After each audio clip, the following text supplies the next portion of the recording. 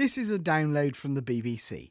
For more information and our terms of use, go to www.bbc.co.uk/in touch.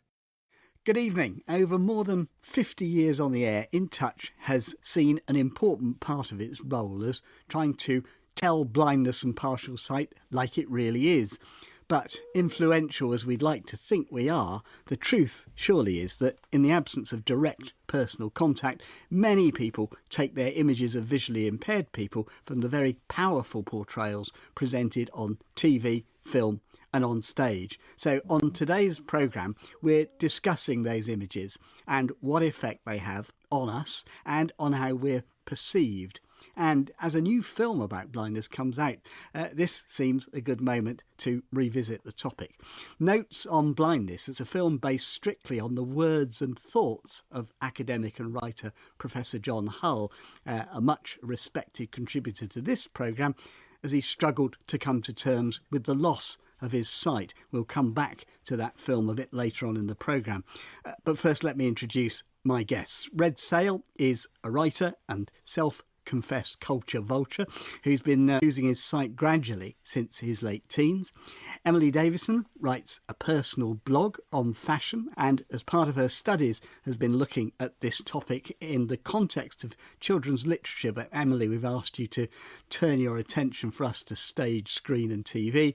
And Kevin Mulhern has worked in television as director and producer for over 40 years. So first of all, are you seeing more or less images of yourselves that you recognise? Red, let me start with you. I still just don't see myself represented on TV. In spite of the BBC and Channel 4's commitment to quadruple the number of disabled people on our TV screens by 2017, I can still see very, very few white sticks and dogs on TV, and the only people who do have sight loss tend to be totally blind, unlike the 97% of us who still have some residual sight. Emily Davison, by the way, it's Emily's dog we can hear in the background there.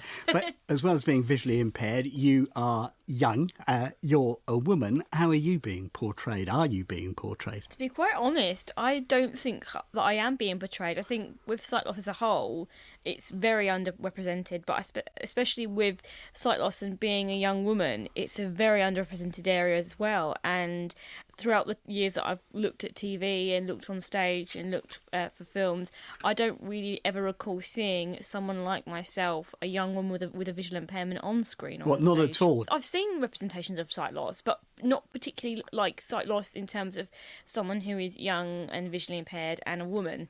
And the only one I can think of off the top of my head, that person actually wasn't visually impaired very long. She got her sight back after a few episodes into the series. So.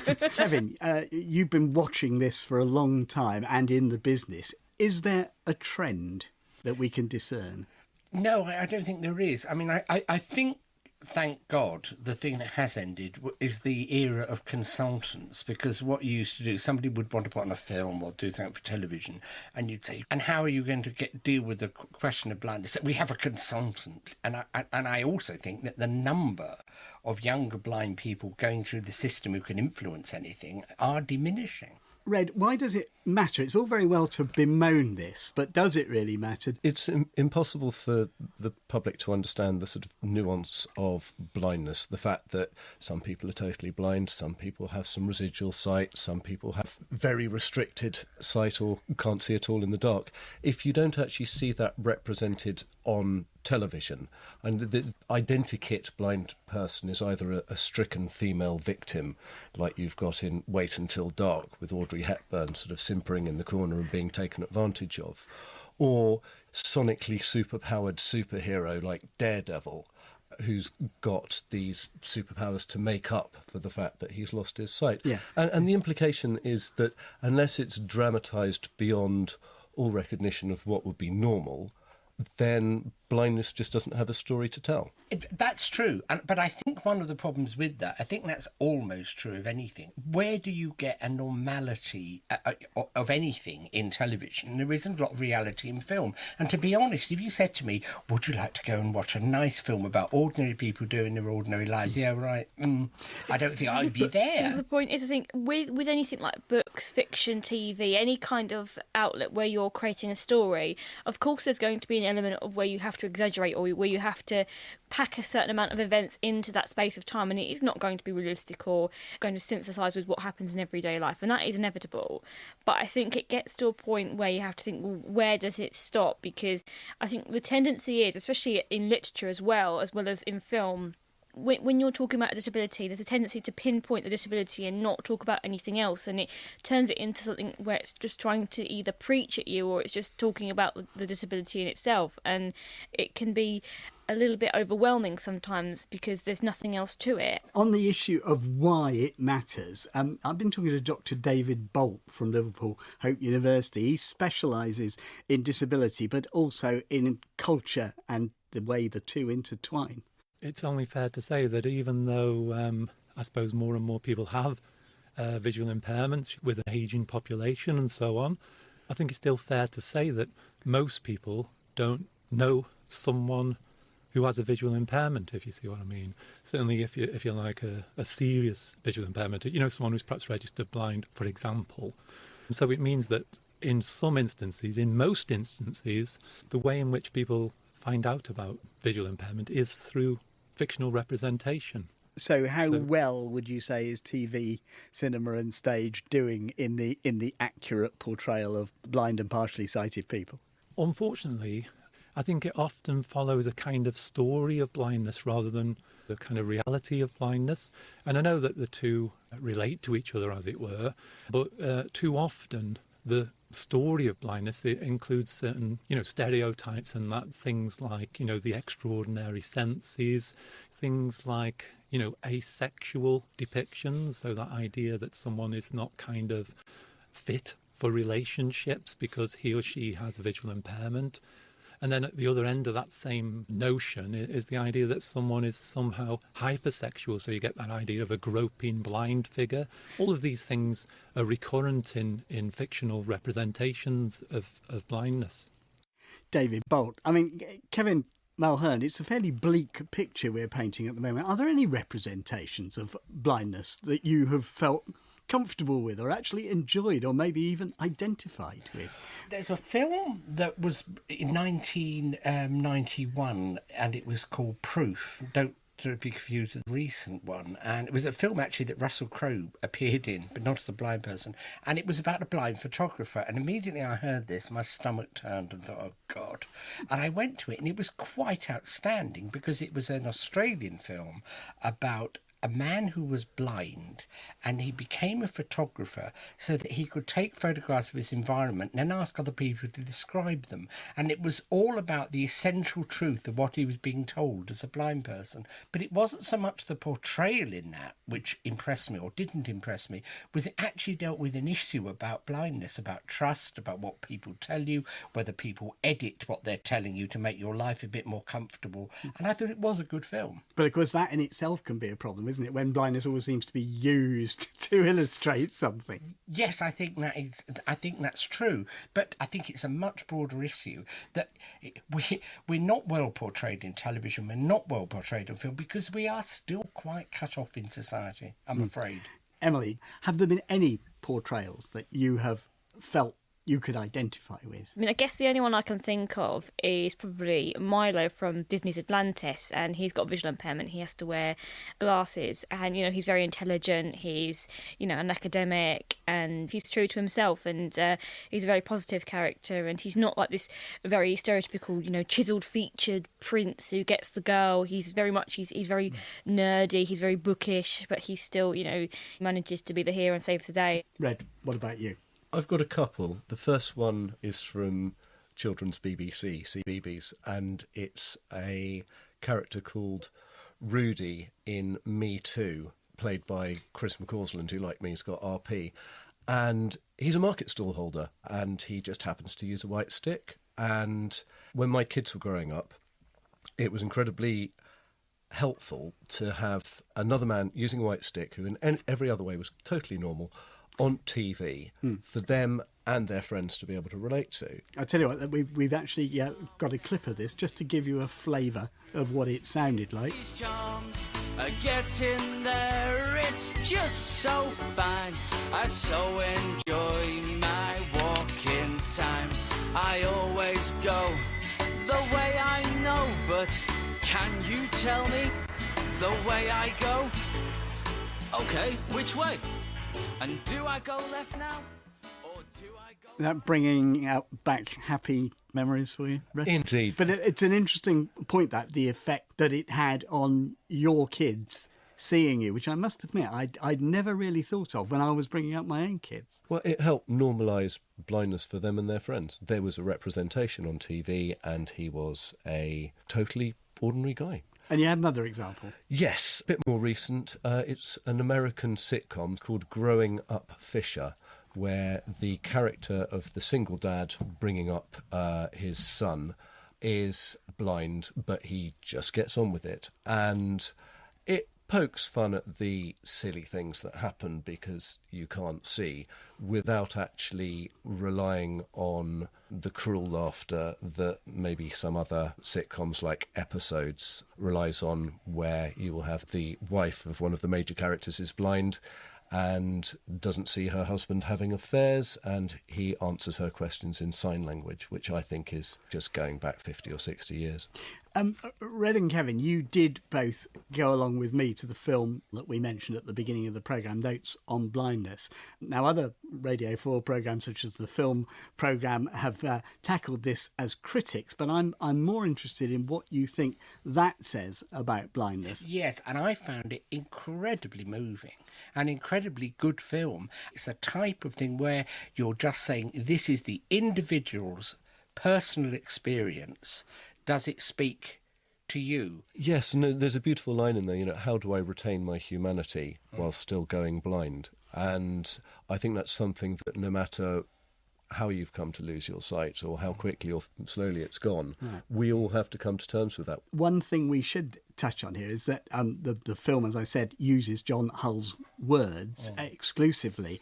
But the actor in the film, who's Dan Renton Skinner, is fully sighted. And does that matter? The problem for all three of us is we probably couldn't see how the acting, particularly in terms of kind of things like movement and gesture and so forth, actually worked. But does it matter as an issue, Kevin? Not to me. It really doesn't. And the more you get people in the industry and in society more integrated, the better all that will be. I mean, gay actors playing straight people playing gay people. I think we've got to get over this. I really do. I think the depth of talent, I hate to say this, in writing as in acting, you can see I'm near the end of my career, is not there. Let me bring Emily in on this, because you're of a generation where if this was going to change, you would hope it would change in your generation. But would that be important to you? For me, most of the time with blind or visually impaired roles, as is with disabled roles in film and in TV and stage, it's usually that they are portrayed by people who are non-disabled or who have full sight. And I think there needs to be a point where actually that needs to be curbed, because there needs to be a mixture. Now, I've met people who are of the opinion that actually no, all visually impaired and disabled roles should be played by, actors and people with visual impairments or disabilities. I think that there should be, people who are portrayed and they have a disability themselves. But I also think it wouldn't necessarily be a bad thing. So, for instance, there was a role where there was someone who was visually impaired and there was an actor who had lost their sight but then had regained it for whatever means, and they were able to play it because they have experience of sight loss. That would be a good example. And I think, it's also the way that they are able to portray it. I think it's how the actors are prepped to actually play a role as well, because I've seen films and TV shows where the visually impaired actors and they have full sight.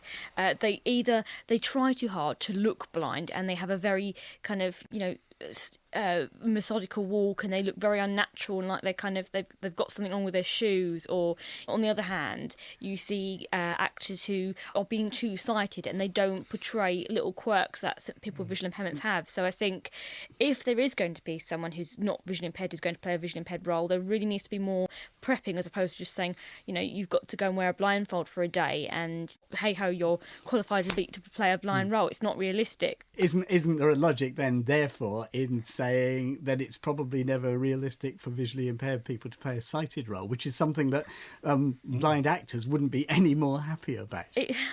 It's a difficult one if they're given enough guidance and they can sort of be prepped in kind of the role it isn't. I guess it's the nature of the role as well, and what kind of character that the person is playing. It's the same thing for that, but I think it's a difficult one because it's essentially with film and with TV, it's about making people believe in it. We've been talking about this whole business of who plays what parts. Anna Cannings is a blind actress herself. We just don't see enough of us, really. I mean, there's supposedly 2 million of us wandering around, and I probably see maybe, I don't know, half a dozen blind people on telly a year, if we're lucky. I don't think that's proportionate. And as I've yet to see a really fully rounded character. And how do you think blindness, as it were, stacks up with other disabilities? Well, I think we're seeing other disabilities portrayed in a far more wide-ranging way, in a far more inclusive way, in particular in our soaps. I think blindness is lagging behind, I'm afraid. We need to do some catching up, Peter. And why do you think that might be? I think there's always been some reluctance and fear around writing disability properly, quote unquote, or politically correctly. It's something to do with that. I think maybe people have fears about how perhaps we're going to get around on set. Because we do seem to be cast quite a lot in medical dramas where we're laying safely in bed. I long for the day when it says, she runs down the road with her guide dog and runs for the bus. That's life. That's what we do. I go to the gym. I use my computer. I've worked in offices. I go out to clubs. I go out to dinner. Sorry if I sound a bit wistful, but I just long for the day when I open up a script and it says I can do all those things, because that's me. And I just don't think we've got to the point where we see that. So let's bring it on. Anna Cannings. Red, are we talking about quotas? Are we talking about positive discrimination? Possibly, as she said, if there are 2 million people, then 1 in 35 people in TV drama should have a visual impairment. They don't have to have the main part. Good example was in Broadchurch last year, where Charlotte Rampling played a barrister who was losing her sight to AMD. It's a societal thing as well, essentially, because I think disability and sight loss is still seen as something that's, not very integrated. There's a lot of stigma and fear around it. So I also think that there needs to be more work done around actually, building up that discourse between, people in the industry and people with sight loss. It's got to be bottom up. It can't be top down. Because the point is that in the 40 years I've been around, there are less blind people employed on average. We're not out there. We're not integrated properly in society yet. And perhaps television's reflecting the reality. OK, well, there's much more to say, not enough time to say it. So we would like those of you listening to add your own views and impressions to our discussion. We'd especially like to hear your ideas of portrayals that you think have worked particularly well, or probably more fun, particularly badly. You can call our action line for 24 hours after this programme on 0800 044 044. Do leave us a contact if you want us to get back to you, or you can email in touch at bbc.co.uk. Many thanks to Red Sale, Emily Davison, Kevin Mulhern. And next week, I'm talking to Leslie Ann Alexander. She, of course, is the Chief Executive of the RNIB, who announced her retirement a couple of months ago. She's had an eventful and controversial career. If you'd like to put questions to her, let us have them. We'll try and make sure that they do get put, as many as we can anyway. From me, Peter White, producer Siobhan Tighe, goodbye.